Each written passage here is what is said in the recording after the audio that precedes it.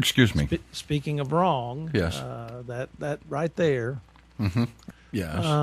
is so limited that, see, I've traveled all over the world. You haven't. That's true. I've traveled all over the world. I've gotten to eat good food. You've been thrown out of some wonderful countries. I've actually never been thrown out of a country. I came very close one time, but I've never actually literally been thrown out. Was that the United States of America by any chance? No, that was Zambia. Oh, really? Yeah. And I've eaten in villages in the middle of darkest Africa. I've eaten. Ever have monkey brains? You know my monkey brain story. I have not had monkey brains Yet. I do draw. You did the say line. that you would be interested maybe in trying it after all these years have gone by. I actually might try it now. Fresh. But I would not With ever, with the little monkey sitting there in front of you with his head and his sad puppy eyes looking up at you right before the axe hits. Sure. Sure. I mean, Hey, it's all in the flavor, right? It's all in the flavor. It's all in the freshness. The freshness. The monkey brain's still squirming while the brain cells are still firing. The adds to the taste bud experience in your mouth. The preparation, the presentation. Yeah, what did they do to prep them? Did they pull all the ticks and fleas off them first? Well, no, because you're not eating the outside part of the monkey. There aren't ticks and fleas in the brain. Oh, that's right. There's only now, bubonic plague in there. There could very well be ticks and fleas in your brain. Yes. But most people, that's not an issue. Well, I was thinking more along the lines if you're slicing open the skull of I'm sorry, I didn't mean to say slicing. If you're bludgeoning open with a blunt trauma with some sort of a sharp edge and shattering a skull so you can access the gray matter of a monkey, there's always the chance there could be a tick or a flea on the fur of the animal, on its head or neck or something like that, which is exposed. Perhaps they use Prel and wash the head of the monkey prior to taking the Prel with cream rinse off. Prel with cream rinse, Prel? Yes, they could very well do that. Now wait, wait a minute. Are you conjecturing, or do you believe that this is something they actually do? Well, I'm just at this moment speculating that is a possibility. All right, so you don't mind a little Prel in your brains.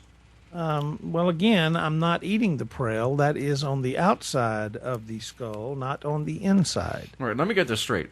Yes. When they scoop the brains out of the monkey. Yes. And they put it, what do they do? Put it in a bowl or in a plate or something? Yes, in a little bowl. Okay, in a little bowl. All right, now, there's no possibility of the brains touching the Prel washed hair of the monkey's shattered skull. Well, I suspect that is possible. Particularly if the person is inebriated or in some other way incapacitated. Well, now wait a minute. Was your server, your waiter, when you were there in where was that? You were in Africa when this happened?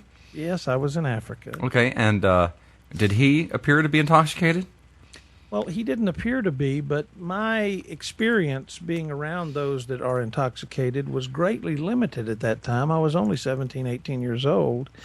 And so it is certainly conceivable that I wouldn't have known that he was inebriated or intoxicated, even if he had been.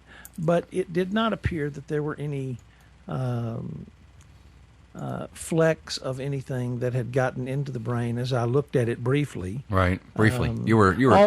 Although I'm not sure that I would have noticed it because they had drizzled chocolate sauce on top of it. Now that brings up another question. Yes. What kind of chocolate do they have in Africa? The indigenous chocolate? I didn't ask. So you don't know if it's Hershey's or if it was... I don't know what you see, you might have been missing out on a real treat. They might have had their own chocolate that might have been superior to American chocolate.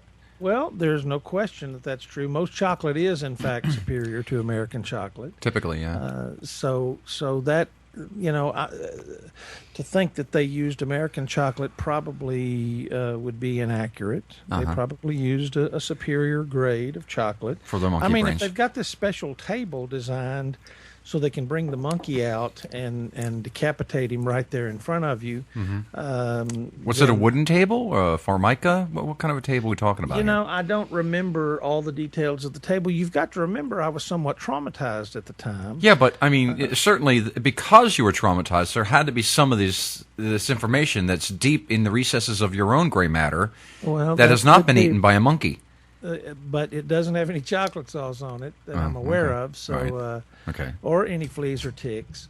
So, or Prel. I can't seem to recall those vivid details, but I remember they rolled the table out, and he went back into the kitchen to get something, and I was wondering, what is this? Right. And I'm thinking, oh, well, they're going to prepare my breakfast right here. I mean, my dessert. They're going to prepare my dessert right here at the table. This will be a nice little show. Did Bill Cosby come out and say there's always room for Jell-O? Did that happen? No, and in fact, I would have loved had he done that. That would have been good because, but you've got to remember, it would have brought some levity to the situation. I'm not sure that levity could have been brought to the situation at that point in time. Well, I mean, don't you always find it's like a little bit easier if you're going to eat something as unusual as fresh monkey brains and chocolate sauce to have somebody have a little bit of humor about it? I mean, it's a serious moment. It's the end of the monkey's life, and it's the beginning of your dessert. It's a serious moment for the monkey. You're right. That's and I did feel bad that this poor monkey had to pay the ultimate price. Right. To provide me with a delicacy that then I could not eat. After they put the bowl in front of me, I vacated the restaurant rather hurriedly after that. Did you pay your bill before you left, or did you? Oh yes, I paid my bill. Okay, good. I'd hate for us to go back there on a safari and find out that you still owe $8 from a dinner with monkey brains that wasn't paid back in 1976. Well, it's 75. Sorry. But actually, that is one of the few times that I have drawn the line, and I have, while in Africa and other places, I've eaten rather interesting things where I haven't drawn the line, and never really regretted it. Okay, so did you rationalize the experience on some level by thinking, well, it's the monkey's own dumb fault for getting caught in the first place? Well, no, I never rationalized it from that vantage point. Oh.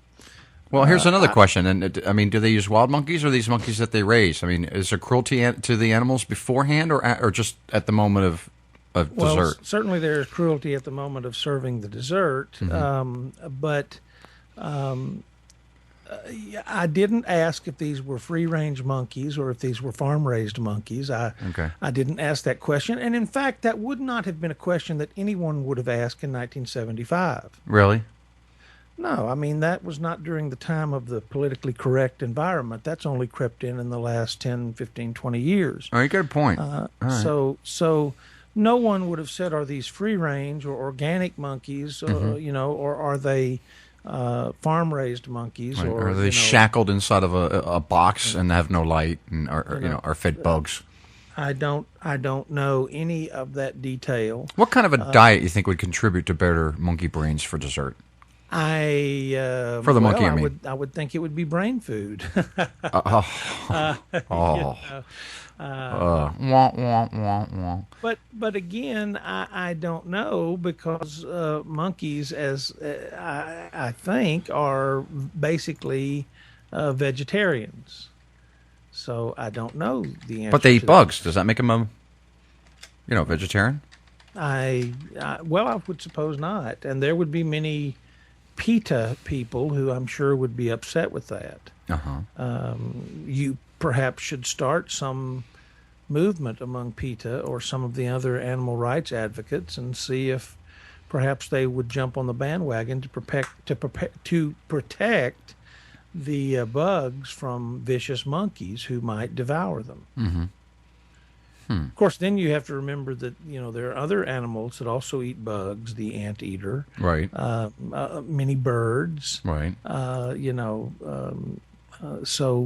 So you can't discriminate only against monkeys for eating bugs. You would have to also identify all of the creatures that also eat bugs. I see. And I told you that I probably wouldn't draw the line. I would probably draw the line on eating bugs. Uh-huh. No matter how tasty someone said that a hissing cockroach is, I don't see myself eating